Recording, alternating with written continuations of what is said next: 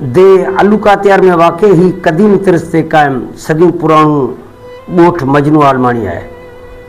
ॻोठ मजनू आलमाणी में पक्षियुनि जा मिठड़ा आवाज़, जानवरनि जा रांबाट ऐं मासूम ॿारनि जूं मस्तियूं खूब ॾिसण में ईंदियूं। पर जदीद दौर जे तरक्की याफ़्ता समाज में हिन ॻोठ जे भरिसां गुज़रंदड़ बिजली ऐं गैस हुअण जे बावजूद हिन ॻोठ जे अंदर न बिजली आहे, न गैस आहे, न रोड, न वरी सोलर। तव्हांखे कहिड़ी इमदाद न को घर न को कुछ का शय कोन मिली। गरीब मिस्किन बस मात करियो सी बैठा आयूं। अल्लाह दे खबर ई छा मतलब त करे पिया। बस गरीब आयूं, पैसा कोने, डैर पंच ठारायूं, पंप ना भरे मिली गुज़र करियूं था। असां वटि सहूलियत का भी कोने, न नलको भी पो मना भगो पियो आहे, न को घर घाट सवलो आहे, न को बाथरूम आहे। सब कम सरकार हुकूमत ॾियण के दे थी। असीं ते उड़ी जड़ा आयूं, न कात्यार ॿुधण लाइ तयार आहे, न सोमरा ॿुधण लाइ तयार आहिनि। असीं ये विच में ज़तीम थी मरू। अच्छा, तव्हांखे का बि स्कीम वगैरह कम शइ कोन मिली आहे। हां, ही हिन जी तरफा मना का शइ कोन मिली आहे। कुछ कात्यार का, न सोमरन का। अच्छा, ही जो घरन दायरे में का शइ कोन मिली। घरन वाली स्कीमूं आयूं इन में तव्हांखे वो असां कोन मिली। मिट्टी जो घर ठाहियो ते हवा भरे उन ने मिट्टी गदा गद खणा मथे ते।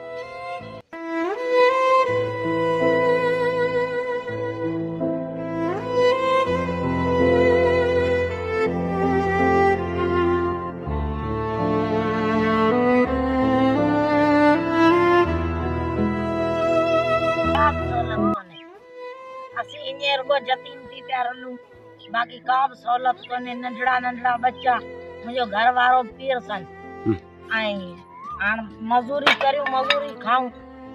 अच्छा, हां, दी का भी सहूलत कोने। घर न को बाथरूम जी, न उठण वेहण जी का भी सहूलत कोने जी। हां, असीं गरीब मिस्किन, असां जा बच्चा पढ़ियल गिरल किथां ड्यूटी कोन मिली, को असां जो सहारो कोने। आई हिते पढ़ाई बनी में वेठा आयूं। पढ़ता हेॾा होॾा था कनि, केॾी महिल चवंदा खणी वञो टपड़, केॾी महिल चवंदा न खणो। हाणे असीं केॾा वञूं? नंढड़ा बच्चा सभु ॾिस आहिनि, रुगो नंढड़ा नंढड़ा। घर असांजा सभु भागा पिया आहिनि। घर पहिरीं लिखी विया कोन ॾिनऊं, रुगो छा करियूं था वञूं सर्वे लाइ, उते सर्वे नथा करियो ॾियनि। असीं गरीब केॾा वञूं? का बि सहूलियत कोन्हे।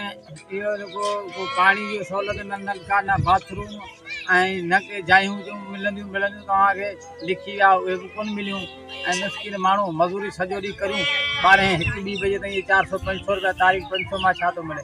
ऐं नौजवान पढ़ियल लिखियल वीचारा आहिनि, उन्हनि जी केरु न को का ॻाल्हि थी, न ड्यूटी मिली, न ॿियो वीचारा भॼी डुकी घणेई हेॾा होॾा बीह रहिया, किथां असांखे का शइ मिली कान। मौलाई माण्हू आहियूं, अलाह खां सवाइ असांजो त ॿियो केरु धणी कोन्हे। हिन ॻोठ जा माण्हू वीचारा जेके महिनत ऐं मज़दूरी करण वारा माण्हू आहिनि, के वीचारा मालवंद माण्हू आहिनि। नौजवान पढ़िया लिखिया जेके नौजवान जेके आहिनि, उहे वीचारा बेरोज़गार वेठा आहिनि। हिते तव्हांखे हिकिड़ी वॾी ॻाल्हि ॿुधायां त मशहूरु अखियुनि जी डॉक्टर खणी चइजे, अमा जन्नत, जेका 6 दफ़ा यूनियन काउंसिल जनाब सूरज जी जेका आहे उहो काउंसलर रही, उनजी जेका नियाणी आहे उहा बि जेका उहा अखियुनि जी डॉक्टर आहे। उहा हिते ग़रीबनि जी अखियुनि जे अंदरि जेको आहे कटर कढींदी आहे, जेके सॼी दुनिया हुनखे मतिलबु सुञाणंदी आहे।